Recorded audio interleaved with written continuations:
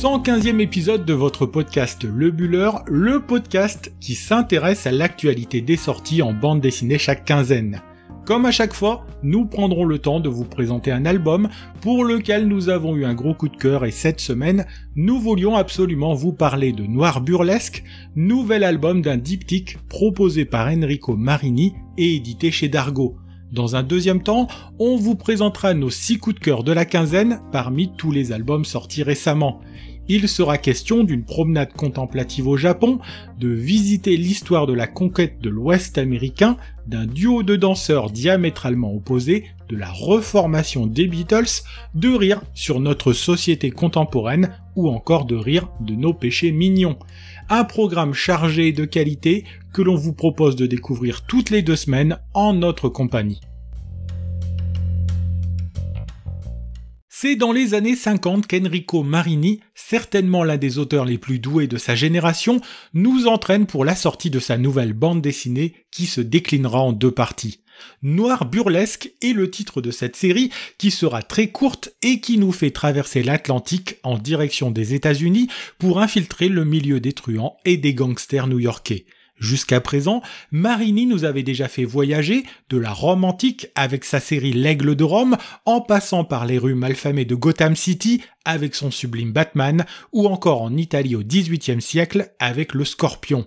On y retrouvait à chaque fois avec bonheur le dessin si caractéristique de cet auteur d'origine italienne qui n'a pas son pareil pour plonger le lecteur dans des ambiances avec un dessin influencé en partie par le comics américain. Tout comme sur les Aigles de Rome, sur Noir Burlesque, il y signe à la fois le scénario et le dessin, et une fois encore, on peut parler de véritable réussite. Nous disions donc que l'histoire nous propulse dans la ville de New York, dans les années 50, à une époque où Big Apple ne jouissait pas du calme qu'elle connaît aujourd'hui, puisque des bandes rivales s'y affrontaient pour contrôler la cité. L'histoire commence dans un hôtel lugubre où la jolie rousse Caprice rejoint un mystérieux personnage que l'on surnomme Slick et qui l'attend le pistolet à la main. On comprend que les deux se connaissent, que les deux se retrouvent et que l'un des deux ne ressortira pas vivant de cette chambre quand un coup de feu retentit et que l'histoire fait un bond en arrière dans le temps. C'est que Marini ficelle bien son scénario. Avant de nous raconter ce qu'il s'est passé dans cette chambre d'hôtel, il est l'heure de découvrir qui sont nos 2 protagonistes. On les découvre à une époque où l'on comprend que les deux ont été amants par le passé, mais que cette histoire est bel et bien terminée. Caprice, dont on apprend qu'elle s'appelle en réalité Miss Hollow, s'effeuille maintenant tous les soirs dans un cabaret sous la surveillance de son futur mari Rex, chef de gang et ennemi de Slick. On apprend aussi que le même Slick se nomme en réalité Terry et que celui-ci est allé faire la guerre en Europe, ce qui l'a éloigné de la belle Caprice dont on devine que la plastique impeccable ne la met pas à l'abri de toutes les convoitises. Il existe entre Slick et Caprice une attirance très forte qui n'a pas disparu avec les années et qui met Slick dans une fâcheuse position puisque celle qu'il aime est promise à son ennemi. Le récit avance comme cela par petites touches, où parfois les non-dits nous en apprennent bien plus que ce que les personnages peuvent raconter. Les corps et les attitudes parlent, et c'est un régal pour les yeux de se laisser guider d'une case à l'autre par le beau dessin de Marini et le découpage qu'il donne à son récit. L'histoire s'étale sur un album au format classique, mais il y a rarement plus de 5 cases par planche, ce qui fait que le dessin se déploie dans un grand format qui apporte vraiment quelque chose à cette histoire. Que ce soit Caprice, que tous les hommes regardent avec envie, ou Slick, qui fait se retourner toutes les femmes sur son passage, nous avons là un duo incendiaire dont l'issue finale de leur histoire, qui intervient dès les premières pages sans véritablement connaître le dénouement, est bien amenée tout au long de cet album. On devine toute la haine et la passion qui se jouent entre les deux, avec en plus le fait que Caprice doit épouser Rex prochainement, bien qu'elle ne semble pas l'aimer vraiment, mais recherche plus sa protection. Dans ce polar noir, on y retrouve donc tous les ingrédients que l'on est en droit d'attendre, le tueur implacable à la mâchoire carrée et au costume impeccable, le chef de la pègre qui veut lui trouer la peau, mais surtout la femme fatale qui a su séduire notre taiseux romantique. En arrière-plan, cabaret, grosse bagnole, nuit profonde et glaçante et ville qui se déploie pour donner à nos protagonistes un écrin de choix pour que se déroulent leurs aventures. Voilà ce qu'est aussi cette histoire. Le dessin réalisé au lavis noir et blanc est juste ponctué de touches de rouge, essentiellement pour souligner la chevelure de Caprice, elle qui sait si bien déclencher la passion dans le cœur des hommes. C'est donc avec beaucoup de talent, et on n'en doute pas de succès, que Marini revisite les codes du polar pour le plus grand plaisir du lecteur qui en prend plein les yeux durant les 96 pages de ce premier tome qui en appellera un second. Comme souvent chez Marini, c'est Dargaud qui édite ce noir burlesque, titre que l'on attendait avec grande impatience, et autant vous dire tout de suite que Marini, une fois de plus, a été à la hauteur de sa réputation de très grand artiste.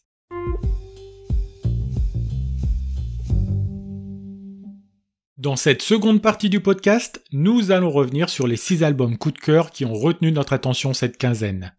Notre premier coup de cœur nous arrive aussi des éditions Dargaud et il concerne une autre pointure de cet éditeur, Catherine Meurice. Celle dont chaque sortie est attendue avec impatience par un public de plus en plus nombreux, nous propose une petite promenade dépaysante du côté du Japon. Dans La jeune femme et la mer, elle revient sur son expérience qui l'a éloignée de la France pendant quelque temps pour s'installer à la villa Kujoyama dans la ville de Kyoto. Dans ce lieu ouvert aux artistes, dont un versant de la résidence donne sur la mer et l'autre sur la montagne, elle va justement côtoyer les éléments et un autre artiste japonais, sorte de double artistique de Catherine Meurice. Dans cet album, nous suivons la jeune femme qui part à la découverte de ce coin du Japon où la nature subjugue autant qu'elle représente une menace pour les habitants. En effet, Catherine Meurice, qui s'est rendue 2 fois dans ce lieu, a connu 2 ambiances totalement différentes, l'une apaisante où elle a pu s'immerger dans les paysages japonais et une seconde plus mouvementée durant le passage du dévastateur typhon Agibis. De fait, dans cet album, l'idée même que la nature s'offre autant aux habitants qu'elle représente une menace sert de fil rouge au sein d'une culture où l'on fait des aléas environnementaux un compagnon du quotidien. L'album nous emmène sur les chemins de la poésie et de la contemplation, les haïkus de l'artiste japonais sont ainsi essaimés tout au long des pages, les rencontres fantasmagoriques avec un tanuki qui parle ou la mystérieuse Nami font aussi partie de l'univers onirique de cette très belle bande dessinée. On y retrouve aussi le style graphique propre à Catherine Meurice, faisant d'elle-même le personnage central dans une nature luxuriante et hostile de loin. Elle marche sur les pas d'un Hokusai, souvent cité dans cet album, lui qui a su retranscrire il y a bien longtemps ce que le Japon pouvait avoir de beau et de cruel à travers des estampes restées célèbres pour l'éternité. Venue au Japon pour renouveler son inspiration, Catherine Meurice en ramène surtout un album que l'on a pris grand plaisir à parcourir tant il est un régal pour les yeux et l'esprit. En 114 pages, on voyage avec elle du côté de Kyoto et la beauté de cet album fait que l'on a envie de s'y replonger à plusieurs reprises. Puisque nous parlions d'Enrico Marini dans la première partie du podcast, sachez que c'est lui qui signe la couverture de notre second coup de cœur. Voilà un projet des plus singuliers que porte à bout de bras Tiburce Auger, scénariste sur cet album pas comme les autres, qui réunit certaines des grandes pointures de la bande dessinée européenne. C'est dans l'Ouest américain que nous entraîne cette histoire, découpée en 14 parties, dont chacune d'elles est prise en charge par un dessinateur différent. Le fil rouge de ce récit, une belle montre en or à gousset, qui va changer de propriétaire au fur et à mesure que l'on va avancer dans la chronologie. On découvre ainsi de récit en récit comment elle est passée de main en main, que ce soit parce que son ancien propriétaire a été tué, ou parce que celle-ci a été gagnée, ou encore qu'elle a été offerte en gage de remerciement. À travers cet objet et les 14 récits, c'est aussi l'histoire de la conquête américaine qui se déroule devant nos yeux, surpris de voir les histoires s'enchaîner et les styles différer. Ici, on sera charmé par le dessin d'un Patrick Prugne qui se glisse dans le camp des Indiens. Là, on retrouvera un Félix Menet qui nous plonge en pleine guerre de sécession. Plus tard, on retrouvera avec plaisir le dessin d'un François Bouc qui nous raconte l'aventure d'un chasseur d'ours, ou encore un Christian Rossi qui fait revivre Geronimo le temps de quelques pages. C'est d'une façon très originale et guidée par des artistes très talentueux que l'on revisite ainsi l'histoire, fantasmée ou réelle, des États-Unis à travers des récits qui s'étalent sur 2 à 8 pages. C'est le dessin lumineux et écrasant de Soleil de Paul Gastine qui ouvre et ferme cet album, qui est aussi un western très efficace, comme sait si bien les faire Tiburce Auger, lui qui nous a gratifié l'an passé d'un Ghost Kid de très bonne facture. Édité chez Grand Angle, Go West Young Man est l'un des albums à ne pas manquer de cette quinzaine, un titre qui fait dans l'original au niveau de son concept et de son scénario et qui en met plein les yeux. Il serait bien trop long de détailler ici tous les artistes qui ont collaboré sur ce projet, n'hésitez donc pas à passer sur le site des éditions Grand Angle si vous voulez en savoir plus. En 112 pages, on balaye ainsi l'histoire des États-Unis d'une façon singulière dans un album pour lequel nous avons eu un gros coup de cœur. C'est dans le milieu de la danse que nous entraîne le duo Claire Fauvel et Thomas Gilbert dans Lumière Noire, notre troisième coup de cœur de cet épisode. Claire Fauvel, nous la connaissons bien, elle à qui nous avions consacré une bonne partie du 32e épisode du podcast, au moment où sortait La Nuit et mon royaume. Autre talent de la scène française, Thomas Gilbert accompagne ici la jeune autrice pour un album qui s'est composé à 4 mains et 2 cerveaux. Lui non plus ne nous est pas inconnu puisque récemment, nous parlions de son trait déroutant et envoûtant nos corps alchimiques dans le 93e épisode de notre podcast. Les deux complices ont donc décidé d'écrire une aventure commune et l'on peut presque reconnaître derrière les deux protagonistes de cette histoire les thématiques si chères aux deux auteurs. D'un côté, Ava, trentenaire qui a tout pour réussir dans le domaine de la danse, mais en panne d'inspiration alors que son dernier spectacle fut un triomphe.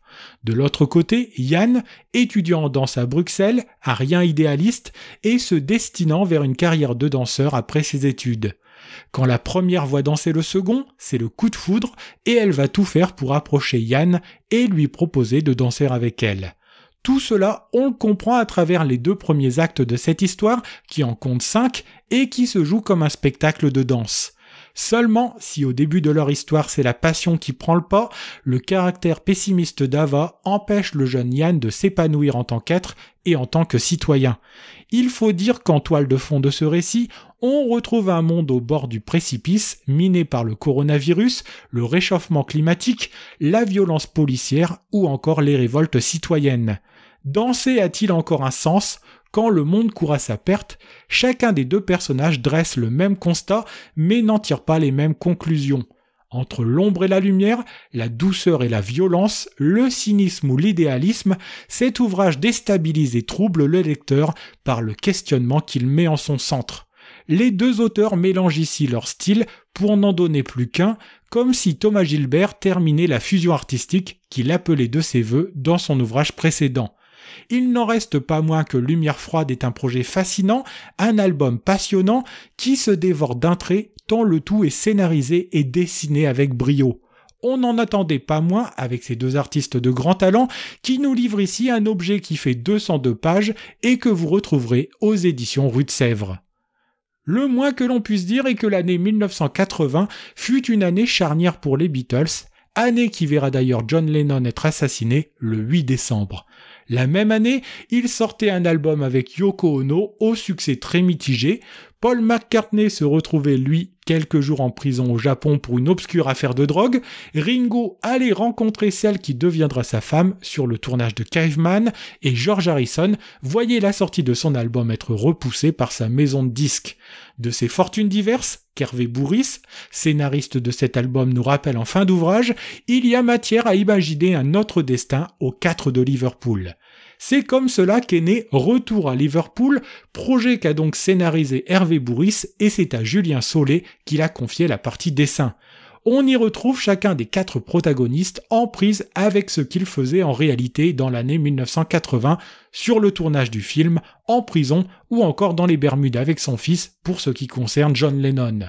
C'est justement ce dernier qui va être à l'origine des retrouvailles du plus légendaire des groupes anglais séparés depuis plus d'une dizaine d'années. Tout commence par une promesse que se fait un John Lennon qui est en train de barrer un bateau sur une mer déchaînée. Perdant espoir, celui-ci s'écrie « Si je m'en sors, je reforme les Beatles ». S'ensuit le noir, une sensation cotonneuse et un Lennon qui débarque chez Paul McCartney qui a trouvé refuge sur une petite île écossaise. Voilà le point de départ d'un titre qui sait à la fois faire vibrer la corde nostalgique et qui manie l'humour en incorporant le tout dans un scénario qui tient parfaitement bien la route malgré une dernière partie moins probable. On s'amuse beaucoup de voir la bande des 4 réunis ici pour le besoin de la fiction dans un album en noir et blanc dont le style un rien caricatural a pu nous faire penser parfois au dessin de Gottlieb. Le titre fait 90 pages où l'on ne s'ennuie pas une seule seconde tant le scénario est bien ficelé et c'est joué à la fois sur le côté drôle et loufoque des situations tout en reposant sur une certaine véracité. Édité chez Futuropolis, Retour à Liverpool fait partie de ces bonnes surprises de ce début novembre, un album dans lequel on retrouve les Beatles, la grisaille de Liverpool, la passion des fans et le plaisir des 2 auteurs à jouer avec les 4 icônes de la pop britannique. Si vous avez envie de rigoler un peu, c'est vers l'éditeur Fluide Glacial qu'il faudra vous tourner, car vient de sortir en librairie le 3e tome d'Il ne faut pas prendre les cons pour des gens, la très bonne série que l'on doit à Emmanuel Rosé. Une fois de plus, on retrouve avec plaisir son dessin très travaillé, qui s'appuie bien souvent sur la répétition pour pousser son histoire jusqu'à l'absurde. On retrouve une fois de plus aussi Nicolas Rouault au scénario de quelques scénettes, de même que Vincent Audiguet et Georges Bernstein pour quelques autres. Comme sur les 2 précédents volumes, dont on vous recommande très fortement la lecture, les gags, qui tiennent souvent sur une page, sont en lien avec l'actualité de notre société. Tour à tour, on rigole des déserts médicaux, avec ces patients qui doivent prendre leur rendez-vous des semaines à l'avance, on se moque de la corrida, de la difficulté à trouver une place en EHPAD, de sujets légers comme la simulation des joueurs de foot sur un terrain, ou plus graves comme celle des attentats terroristes. Tout est prétexte à analyser à la loupe nos petits travers, à les grossir au maximum pour en faire devenir des situations totalement absurdes de la vie quotidienne. Tout le talent d'Emmanuel Rosé tient dans sa capacité à trouver le bon angle, que ce soit dans le scénario ou le dessin, pour nous amuser et nous amener aussi à réfléchir sur nos comportements. Comme nous le disions, ces petites histoires sont parfaitement ancrées dans notre époque contemporaine et au détour d'une page, il n'est pas impossible que l'on se reconnaisse dans un personnage ou une situation pourvu que l'on ait assez de recul sur soi et d'autodérision. À défaut d'en pleurer, tant parfois allumer une chaîne d'information peut être consternant, Rosé et ses compères nous invitent à rire sur les travers de la société en une 60aine de pages et une fois encore, cet exutoire fait un bien fou et devrait être remboursé par la sécurité sociale. Terminons comme ce sera le cas à chaque quinzaine par un album réédité ou la sortie en librairie d'une intégrale que l'on retrouve avec plaisir. Toujours chez Fluide Glacial est ressortie cette semaine une intégrale des Péchés Mignons, série que l'on doit à Arthur de Pin et en partie à Maya Mazorette. Vous connaissez certainement Arthur de Pin et son style graphique si particulier grâce à la série Zombilenium, série qui l'a rendu incontournable dans l'univers du 9e art français. Mais si vous ne connaissez pas encore Péchés Mignons, cette intégrale est l'occasion de vous plonger dans cette série qui compte 4 tomes réunis ici, sortis à l'origine entre 2006 et 2010. Si l'on dit souvent qu'érotisme et humour ne font pas bon ménage, Arthur de Pin a réussi à faire mentir ce vieil adage en proposant une série comique basée en grande partie sur les relations amoureuses et la sexualité. Toutefois, si les situations dans lesquelles il plonge ses personnages sont parfois coquines, on ne peut pas vraiment classer cette série d'érotique tant on aura tendance plus facilement à rire qu'à s'émoustiller sur chaque histoire. Dans les 2 premiers tomes, c'est surtout le personnage masculin d'Arthur, qui n'est pas le double de l'auteur comme s'en défend Arthur de Pin, qui est mis en scène. Dragueur invétéré et pensant au sexe H24, il vit des fortunes diverses avec les femmes, mais on s'amuse toujours à ses dépens. Rejoint à partir du tome 3 au scénario par Maya Mazorette, Arthur de Pin met cette fois en scène un personnage féminin qui a les mêmes préoccupations que le personnage d'Arthur, draguer des hommes afin de les mettre dans son lit. Clara est une jolie jeune femme rousse, aux formes avantageuses et aux mœurs libérées, que l'on retrouvera d'ailleurs dans un 4e tome où elle fait la rencontre d'Arthur. Chaque page donne quasiment lieu à une histoire et une fois plongé dans cette intégrale, on n'a plus envie d'en sortir tant les situations qui arrivent à nos 2 personnages sont à la fois drôles et un tantinet réalistes. Même plus de 10 ans après la parution du dernier tome, la drôlerie des situations est toujours aussi efficace et le dessin tout en rondeur avec des personnages aux grands yeux charmeurs servent magnifiquement bien le propos. Cette intégrale est l'occasion de se replonger avec gourmandise dans les aventures d'Arthur et Clara et ce sont plus de 200 pages de gags qui vous attendent dans un album que l'on a pris beaucoup de plaisir à parcourir. Ainsi se termine ce 115e épisode consacré en partie au premier épisode de Noir Burlesque. Il me reste à vous remercier de l'avoir suivi avec intérêt jusqu'au bout. Si vous voulez prolonger le plaisir de nous suivre, rendez-vous sur notre compte Instagram, lebuller.podcast, pour y laisser vos réactions et vos commentaires et découvrir en images nos coups de cœur de la quinzaine. Faites-nous connaître aussi autour de vous en parlant de nous, non seulement dans la vie réelle, mais aussi sur les réseaux sociaux et en partageant cet épisode.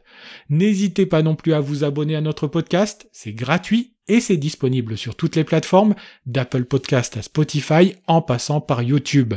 Bonne quinzaine à vous, très bonne lecture et à la prochaine pour un 116e épisode de votre podcast qui parle de l'actualité des sorties en bande dessinée.